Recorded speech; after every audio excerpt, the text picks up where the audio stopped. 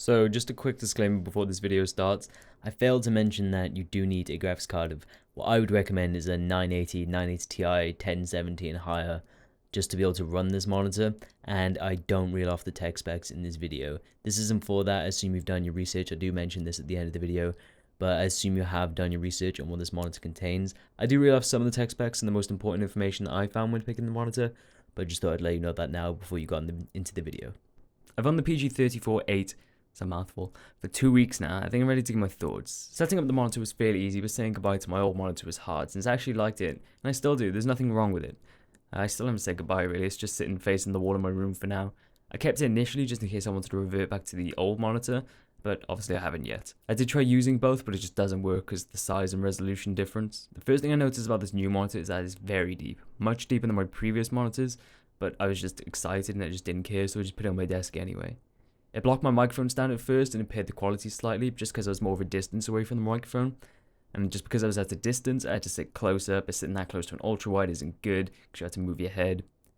Then I moved the monitor about 10 inches to the right, so I was a little bit close to my computer, so I've got a little less leg room at the time, but it's vastly improved the overall experience. My microphone stand works perfectly now. I can actually put it in front of my face, and I can sit a comfortable distance away from the monitor.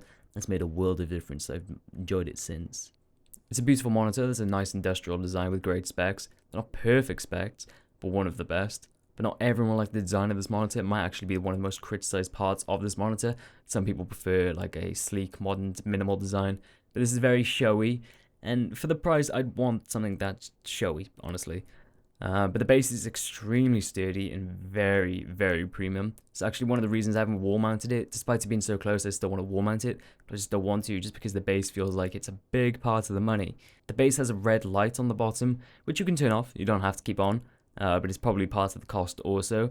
Some people don't like it. I've got it on like a medium setting. You can make it glow even more, but like I said, you can just turn it off. You don't like it, that's fine. Some people won't. My previous monitor was a BenQ XL2430T, which is, I don't know why monitors are named things like this. It was a 1080p 144Hz 16:9 monitor. Going from that to a 3440 by 1440 100Hz G-Sync 21:9 monitor makes a big difference in absolutely everything I do. It's changed every way I use my computer. Obviously this monitor was going to be amazing for gaming. It's one of the best gaming experiences out there in my opinion. Played a whole bunch of games this past 2 weeks with it being the holiday season and not much else to do. It works very well, except for when the games don't. You'll find that the modern titles and some of the older ones work fine, but you also find that some games just don't like being played in 21:9. It just doesn't work. There are some workarounds for some older games and maybe some current games also, but in most of the cases it's just not worth it. I just still just play in 16:9. I wasn't expecting not to like this monitor for gaming. It's one of the reasons I bought it, but I spend most of my time just on the internet and just doing other things. So just browsing the internet has been great. First of all, I had a lot of room either side on some web pages just because I wasn't using the monitor to its full extent. Coming from a single monitor, I never really got used to having two monitors, until I realized now that I kind of have two monitors combined into one. It's not quite the same, the resolution and the size doesn't work exactly, but it still works very, very well. I can watch YouTube videos and browse the web at the same time very comfortably, whereas you just can't do that in a single 1080p monitor. When I first bought the monitor, I couldn't help shake the feeling that I was downgrading in some way, because I was going from 144Hz to just 100. Saying just 100 sounds ridiculous, but it's a lot. It's almost the difference between like 60Hz to 100Hz. It doesn't quite work like that. It's not as linear as that, but it still makes a difference. A thing that stopped me from thinking I was downgraded was the G-Sync. I own a 60Hz G-Sync laptop, so I knew how great G-Sync was, but even with G-Sync, the G-Sync 100Hz is much better than the 60Hz counterpart. I can't really compare this monitor too much to the other competitors since I haven't owned them, but I really do believe at the time of this video I picked up the best ultra-wide option. Not just at this price point, but at the time of this video, I think it really is the best consumer ultra-wide monitor out there. You can get 200Hz models, but not at this resolution. You can get higher resolution, but not at 100Hz G-Sync. You'll always be losing out in some way or another. But assuming you're watching this video because you're looking for an ultra-wide monitor, and if it's somewhat in your budget, which I assume it is because you're watching this video, I would definitely say it's worth it. Great for productivity, amazing for gaming, just make sure you have the space. I upgrade a lot of my equipment very often. I get new mice, I probably have like 2 or 3 keyboards, more than I can count. Computers, they're yearly. Microphones, but a monitor is something I keep for years. My old monitor is the thing I've had probably for the longest in this room. And now I'm saying goodbye and I'm replacing it with this. The only bad thing, so if you're making YouTube videos, so I wrote a script for this, but now I'm going off the script.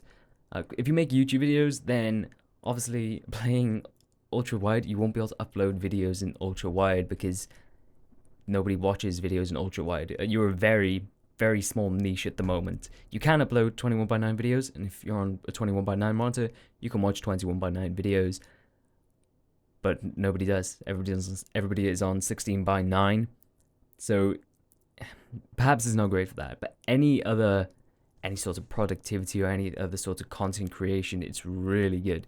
Even if you record 16:9, just opening up Adobe Premiere on this thing is crazy. The timeline space, just the space you have for absolutely everything. For things like Microsoft Word, I don't really have too much more because obviously it goes down rather than right, but I can read pages at a time. And I really do like this monitor. I haven't got much more to say. Like I said, I wrote a script, and this has gone way off the script now.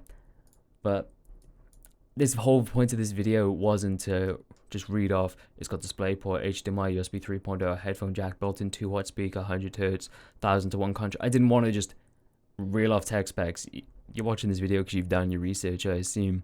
I'll put a link down to the website that you can read in the description if you really want to know detailed tech specs. But I did a lot of research. If you're going to pay £1,000 UK for this, then you're not just going to, oh well, yeah, that'll do. I did a lot of research because, like I said, it's going to be something that I'm going to keep for as long as I possibly can. I really do like this monitor. The one thing that I really want to reiterate is make sure you have the space.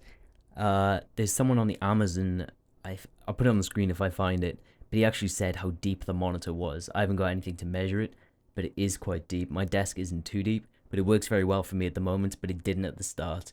So yeah, if I helped you out, then obviously a thumbs up. If you have any questions about this monitor, even if it's in a couple of years' time, I'm assuming I'll still have this monitor, just ask down in the description below and either I or someone else will answer you. Hope you enjoyed watching. Thanks for watching.